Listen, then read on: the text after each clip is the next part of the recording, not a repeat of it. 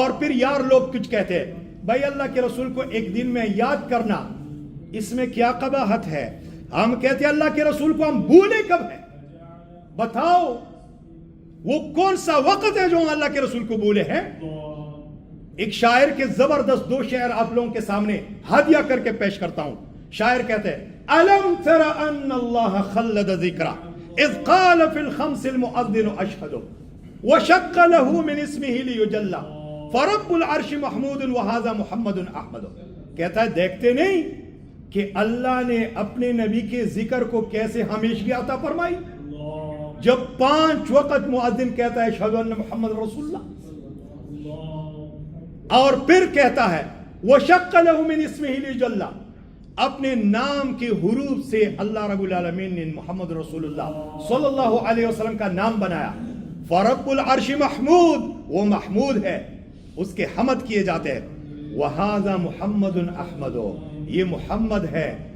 اللہ رب العالمین نے ان کی تعریف کی ہے، ملائکہ ان کی تعریف کرتے ہیں، مسلمان ان کی تعریف کرتے ہیں. وَأَحْمَدُ، یہ خود بھی اللہ رب العالمین کا تعریف کرنے والا ہے. تو میرے بھائیو، جب انڈونیشیا سے آزانیں شروع ہوتی ہے، مشرقی ممالک کی انتہا سے، ملیشیا اور پھر برونائی اور پھر جو ہے نا بوٹان اور پھر مالدیپ اور پھر یہ چائنا کے کچھ علاقے اور پھر جو ہے نا نیپال اور ہندوستان اور بنگلہ دیش اور پاکستان اور پھر مغرب تک، جب وہاں پر پھر فجر تک آزانیں پہنچ جاتی ہے نا، تو وہاں سے پھر صبح کی آزانیں شروع ہو جاتی ہے. کیا وقت ہے کہ ہم اللہ کے رسول کو بھول گئے ہیں کہ ہم اللہ کے رسول کو مزید اضافے کے طور پر یاد کریں؟ ابھی ہم نے عشاء کی نماز پڑھی، درود پڑھ لیا اللہ کے رسول پر، السلام علیک ایھا النبی پڑھ لیا. اچھا، مغرب کے اذکار ہم نے پڑھ لیے، تسبیحات پڑھ لیے، رسول اللہ پر درود پڑھ لیے. ابھی رات کو سونے سے پہلے اذکار پڑھیں گے. اذکار بتائے ہوئے کس کے ہیں؟ محمد رسول اللہ صلی اللہ علیہ وسلم کے. کو ہم بھولے کب ہیں اللہ کے رسول کو کہ ہم ان کو یاد کریں مزید وقت کا اضافہ کر کے، ایڈ کر کے. سمجھ میں بات آ گئی کہ نہیں؟ کیوں؟ اسی لیے کہ یار لوگ ایک آیت پیش کرتے ہیں، کہیے کہ اللہ کے فضل اور اس کے مہربانی سے فَبِذَلِكَ فَلْيَفْرَحُوا، اسی پر خوش ہو جاؤ. ہم تو خوش ہو گئے، اسی وجہ سے ہم نے نماز پڑھی، رسول اللہ پر درود پڑھ لیا، والحمدللہ. اور کہتے ہیں کہ رحمت، وہ تو رحمت للعالمین ہے.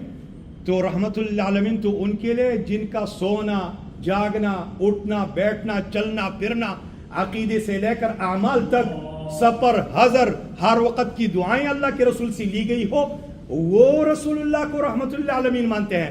ان کا کیا کام ہے اللہ کے رسول کو رحمت للعالمین ماننے سے، جنہوں نے پیروں کے وظیفوں کو جو ہے نا نبی صلی اللہ علیہ وسلم کے بتائے ہوئے اذکار کا مقام دیا ہے. سمجھ بات آ رہی ہے کہ نہیں؟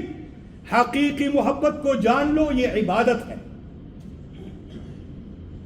اور جو آیت میں نے پڑھی ہے اس کو بھی یاد رکھو، وَأَنَّ هَذَا صِرَاطِي مُسْتَقِيمًا فَاتَّبِعُوهُ، اور اهْدِنَا الصِّرَاطَ الْمُسْتَقِيمَ کو بھی یاد رکھو کہ ہم بار بار صحابہ کرام کی زندگی مانگتے ہیں، ان کی ہدایت مانگتے ہیں جو اللہ نے ان کو کی ہے. اگر صرف زبان سے اهْدِنَا الصِّرَاطَ الْمُسْتَقِيمَ ہو اور پھر جو ہے نا محفل میلاد ہو، تم اهْدِنَا الصِّرَاطَ الْمُسْتَقِيمَ دعا مانگنے میں جھوٹے ہو یا جاہل ہو. اللہ رب العالمین سے دعا ہے کہ اللہ مجھے بھی آپ بھائیوں کو بھی حقیقی معنوں میں محبت رسول سیکھنے کی، اس پر چلنے کی، دوسروں کو دعوت دینے کی، اپنے بچوں کی اور اپنے بہنوں کی اور اپنے بھائیوں کی اور اپنے ماتحتوں کی تربیت کرنے کی عطا فرمائے. اسی محبت اللہ رب العالمین، اسی محبت پر اللہ ہمیں زندگی دے، اسی محبت پر اللہ ہمیں موت دے. جب زندگی اسی محبت پر ہو، موت بھی اسی محبت پر ہو، تو قیامت کے دن حشر بھی ان صحابہ کرام کے پیچھے ہوگا جن کے لیے اللہ رب العالمین نے رضی اللہ عنہ اور رضوان کا سرٹیفکیٹ جاری کیا.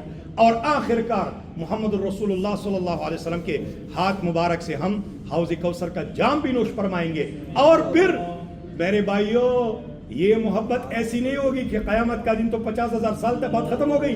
نہیں، جب چاہو گے اللہ کے رسول صلی اللہ علیہ وسلم کے دیدار کے لیے جاؤ گے.